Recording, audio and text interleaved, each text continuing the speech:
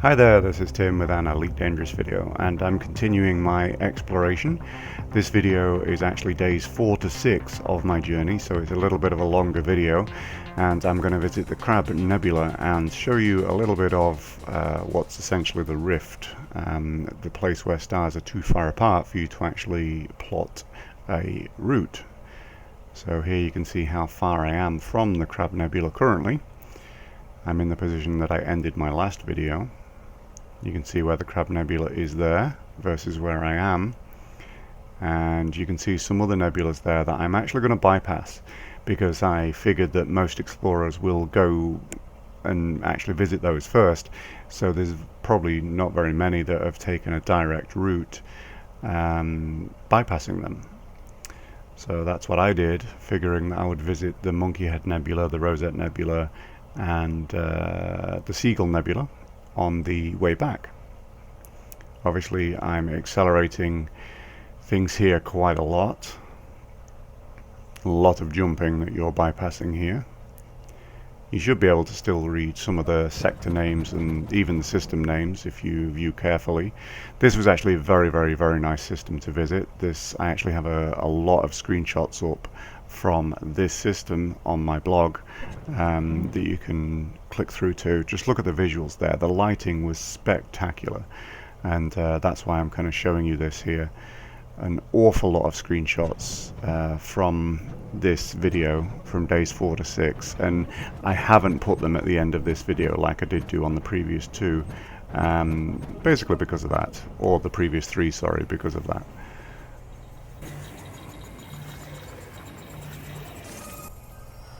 Okay, there we have an Earth-like world. That's actually the 3rd, I believe, that I have discovered on this journey, possibly the 4th. Could see Barnard's Loop there.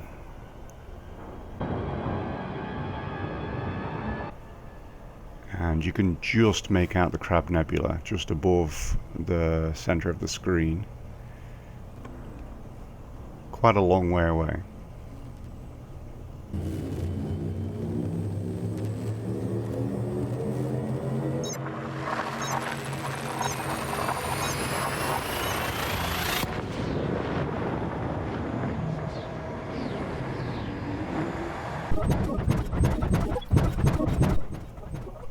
Back to accelerated time now. I'm now 223 light years away from the Crab Nebula. And if you look here, I'm having a bit of a hard time plotting a route. Once I actually get a star selected, you can see there's some pretty big gaps between these stars. Obviously the map is kind of messing with me a little bit.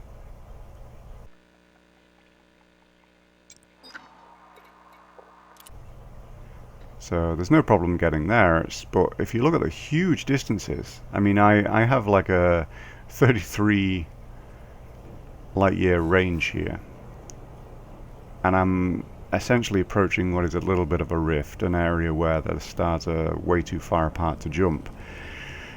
So this is a bit tricky.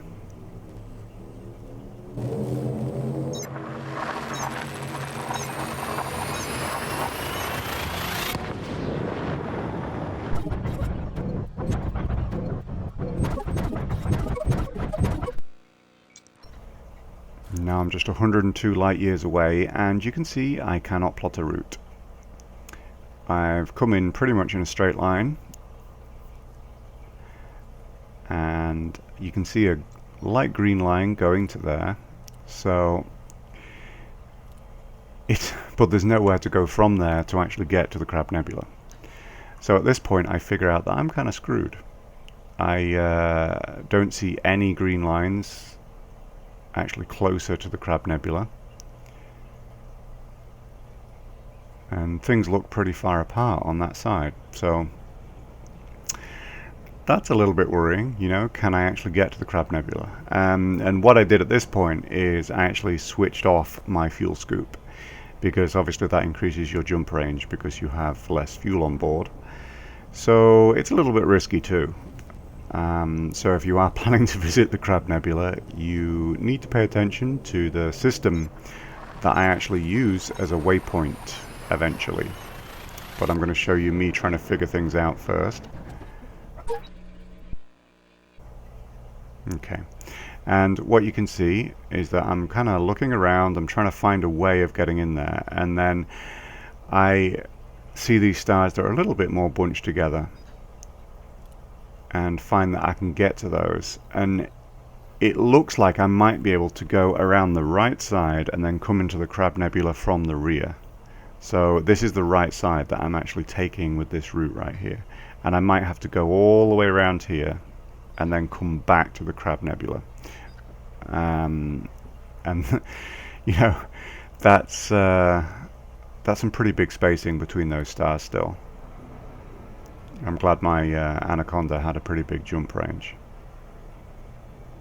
If you keep watching the fuel level as well as I get closer to the Crab Nebula, it should make for some interesting viewing.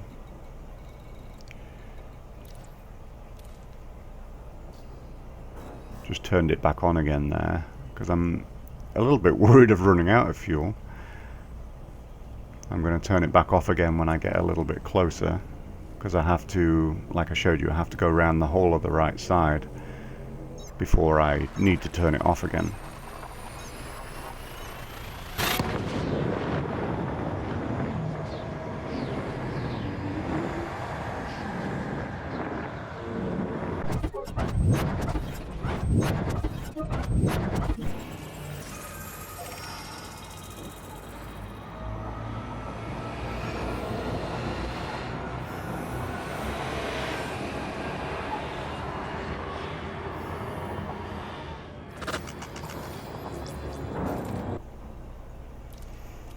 Fuel scoop going back off.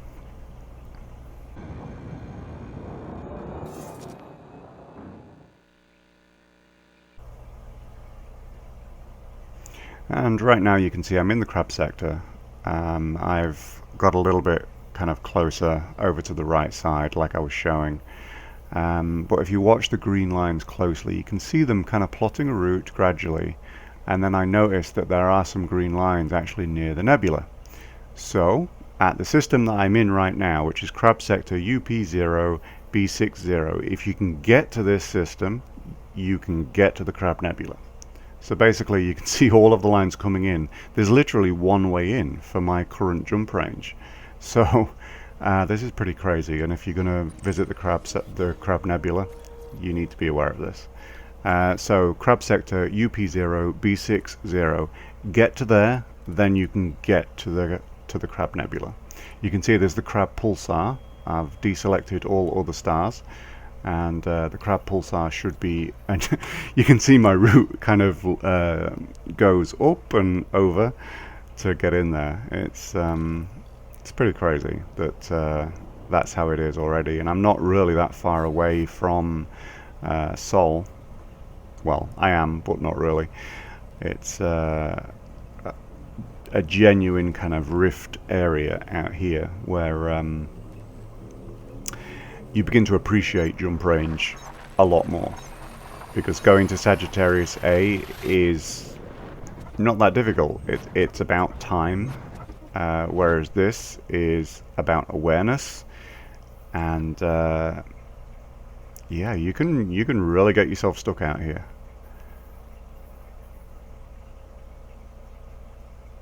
So Sol is out of the top of the screen as you are viewing it. So I am coming in from the right hand side looking from Sol, and obviously coming into the Crab Nebula from the rear, the opposite side to Sol. Getting very close now. As I move away from this star, you should see the light of the nebula begin to kind of come out and not be as overpowered by the star.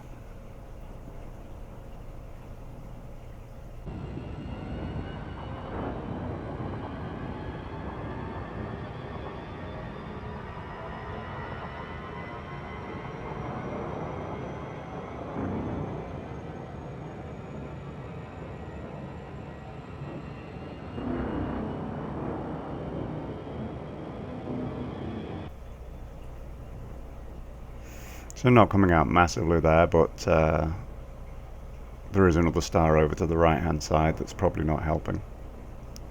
You can see Barnard's Loop very, very far behind it, and the light of the galactic plane itself is kind of overpowering Barnard's Loop as well.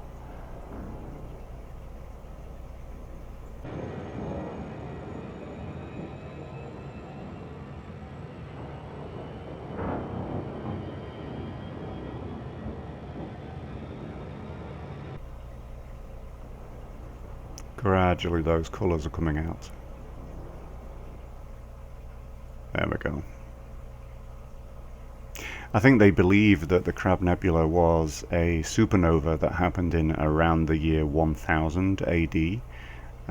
It's actually the only supernova that we know of that has actually been chronicled in historic texts. So that's pretty cool. It's pretty cool to actually visit it, knowing that as well.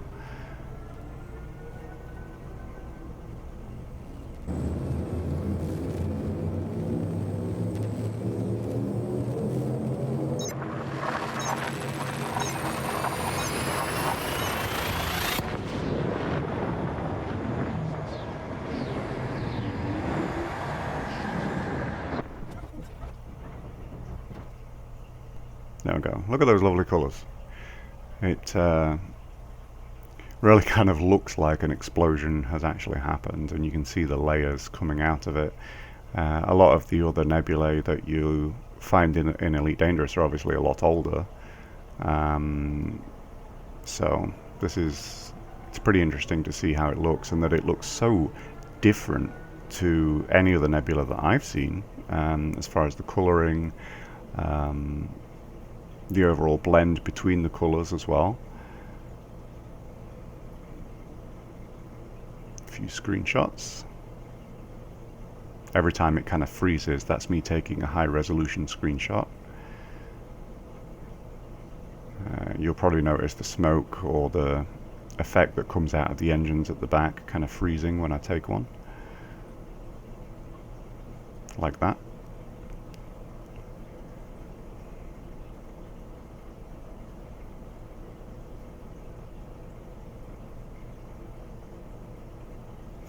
As I said, I'm not putting the screenshots that I've taken at the end of this video because there were far too many.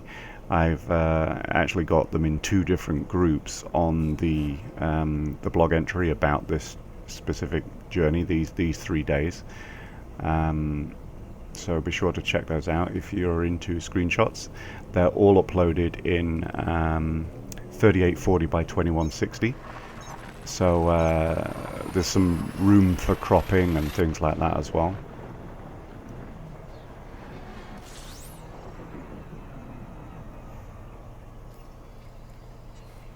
And here I have arrived in the Crab Pulsar system.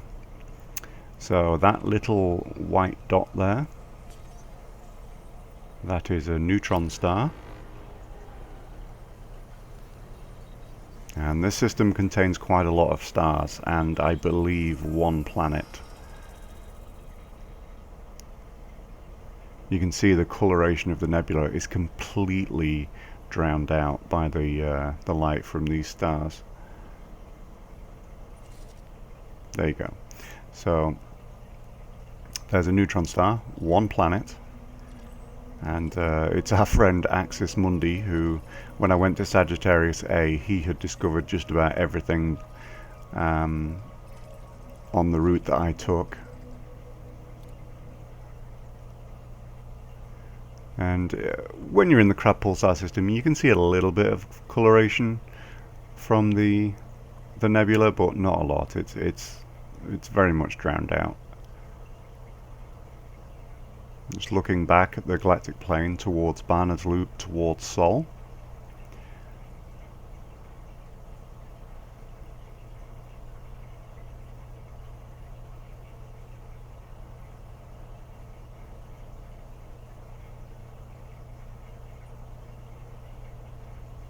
And here, this is the planet on the right, and on the left is the Crab Pulsar, the neutron star. It's the dot that is above and to the right of the yellowish dot, if that is actually visible to you.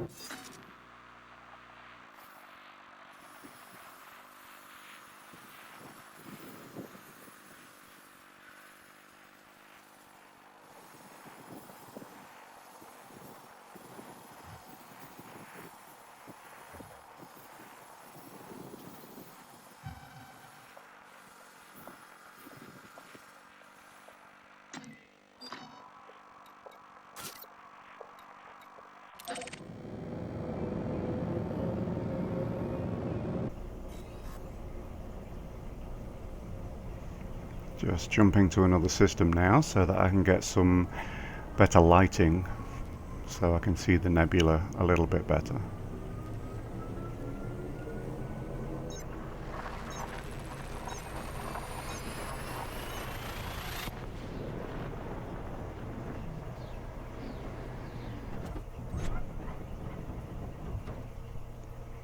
There we go.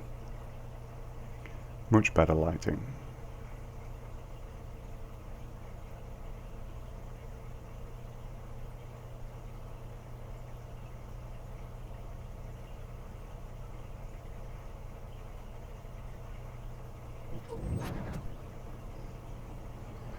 And I've actually jumped back to the Crab Pulsar system because I wanted to get closer to the Neutron Star so I could show a little bit of distortion on my screenshots.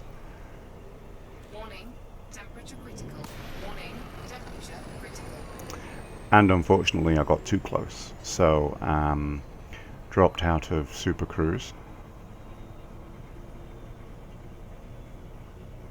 And couldn't really see any distortion at all, so I managed to move to make it a little bit more visible. Just have to wait for my FSD to cool down.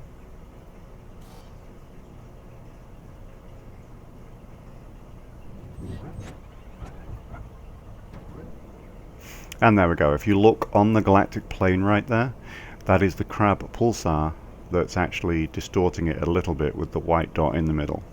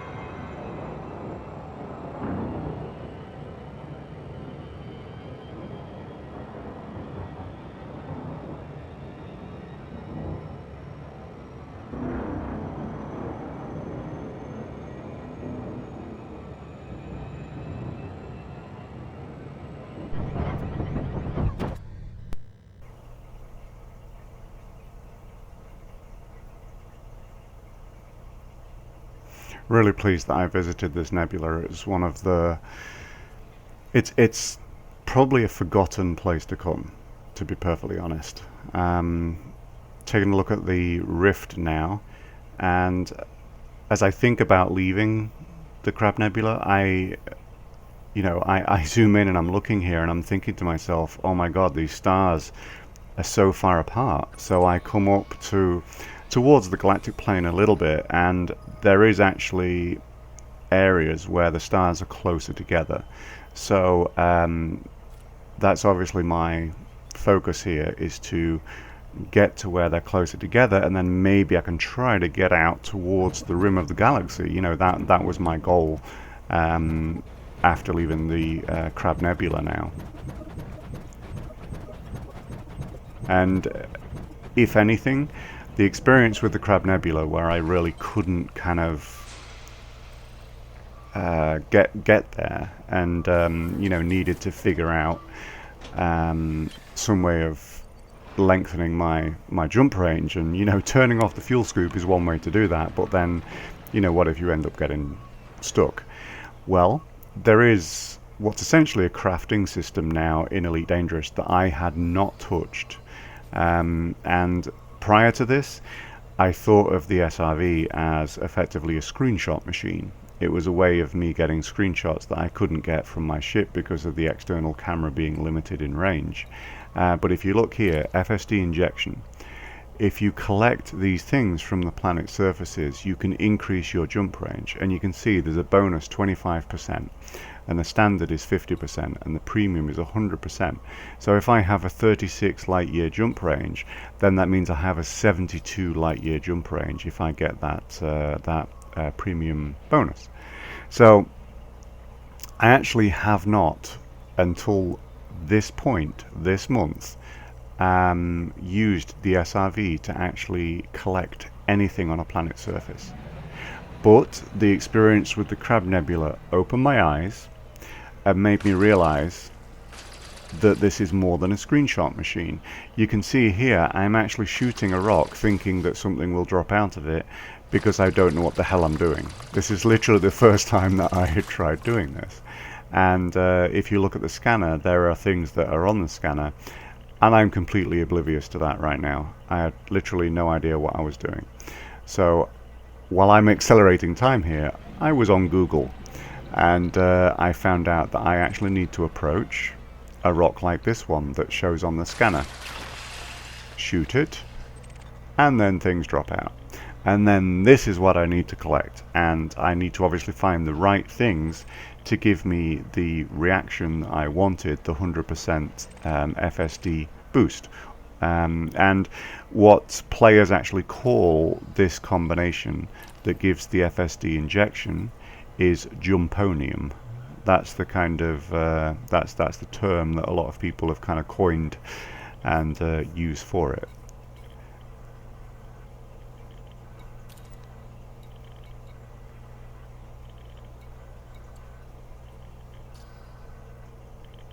But anyway, you know, this is the first time that I've ever collected anything. I've put down my cargo scoop on my SRV. And new material discovered. Hooray! So as you can see, that's got a number 1 there, because that's the first time I have ever scooped anything in my SRV that I now respect as a part of the game when I did not previously. Honestly, I thought it was kind of a bit of a toy, and now I respect it as a lifeline and as something that is an essential part of the game. My opinion has completely changed.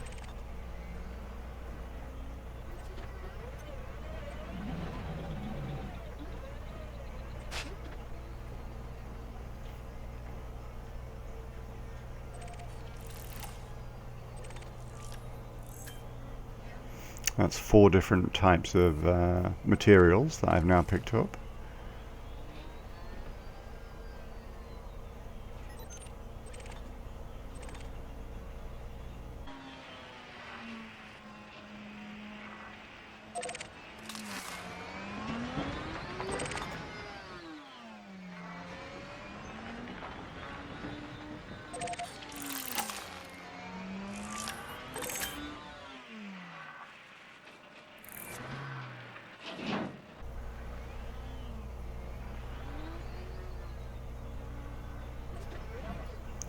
So anyway, this is obviously coming towards the end of the video. I'm going to be doing some different things over the next few days. I'm actually going to be trying to collect jumponium so that I can go towards the rift and see how far I can get and what I can do.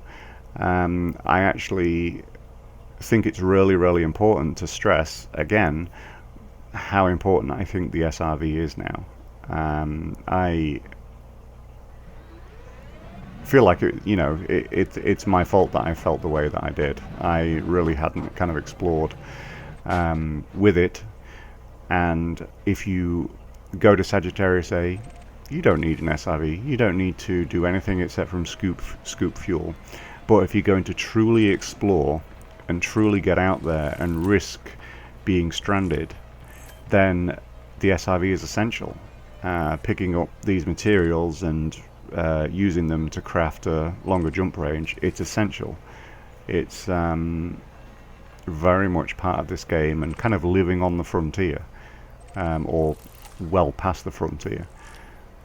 So over the next few days I actually spent a lot of time in the SRV trying to collect things. There's going to be some highlight videos of tricky situations I got into, and each new discovery that I get, I will slow the videos down and show you those. Thanks, bye.